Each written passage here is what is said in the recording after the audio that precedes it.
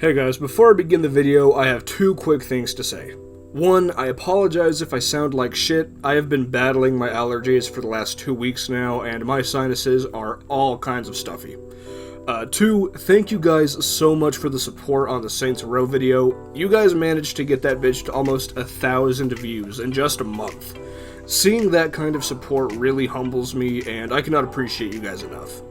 Anyway, now that business has been taken care of, let's get into the video. Video games are a very disposable medium. A game that looked great a few years ago may look like shit today.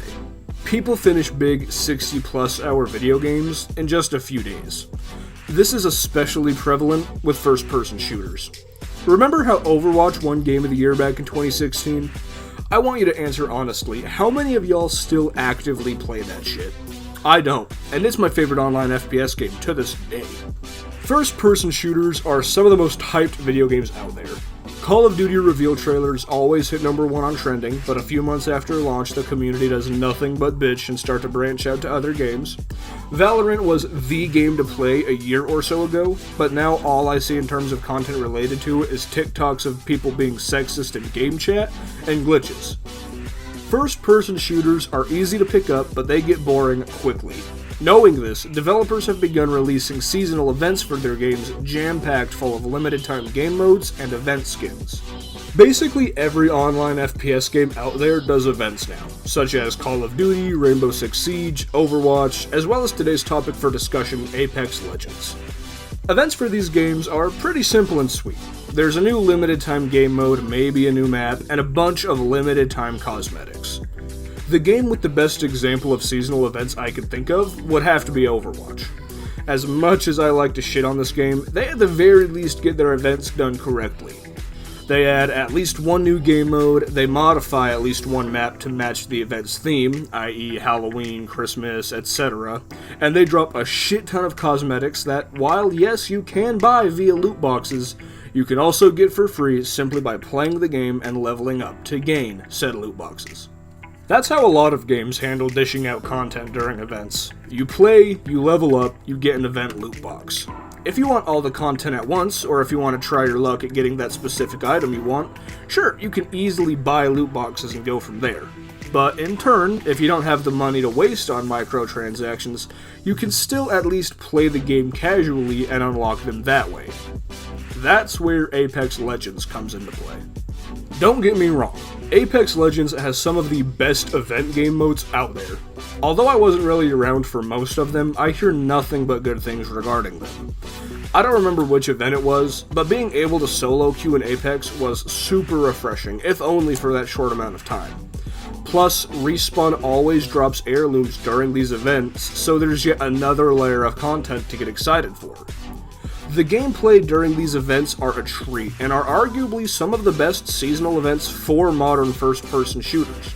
My issues arise with the way Apex handles their cosmetic items. Other than the free item track, the only way to get cosmetic items is through event Apex packs. Unlike games like Overwatch or Siege where you get event boxes from leveling up or completing challenges, the only way to get event Apex packs is to buy them.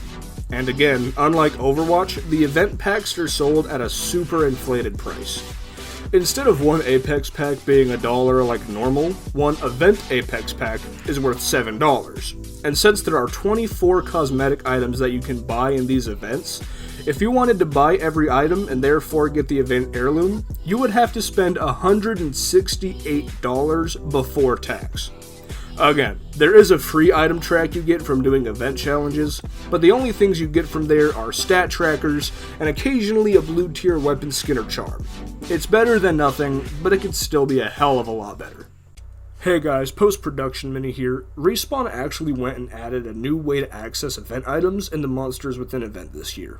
On top of Apex packs, you can also buy items with crafting materials.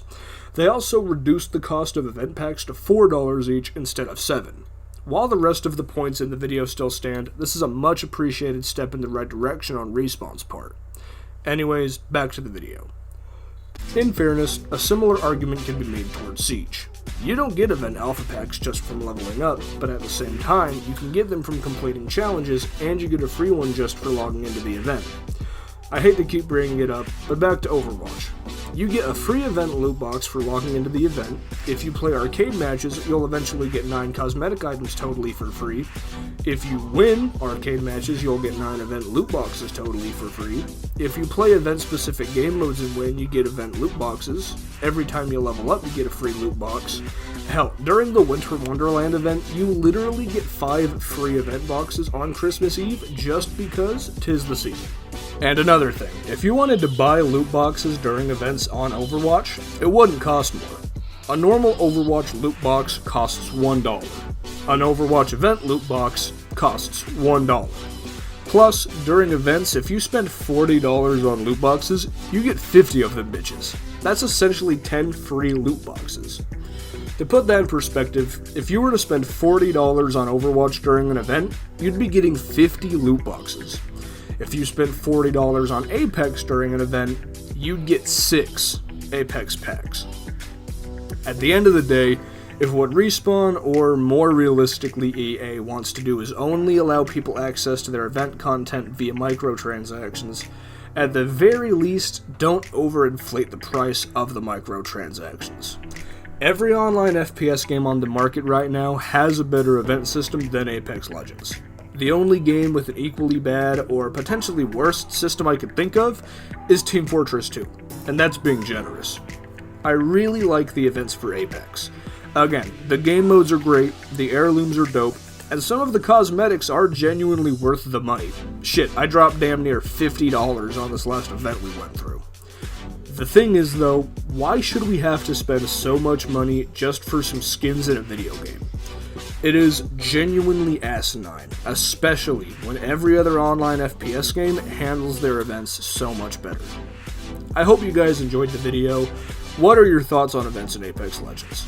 As much as I enjoy the gameplay they offer, and as pretty as some of the cosmetics are to look at, I feel that EA is borderline robbing us with how goddamn expensive it can be sometimes.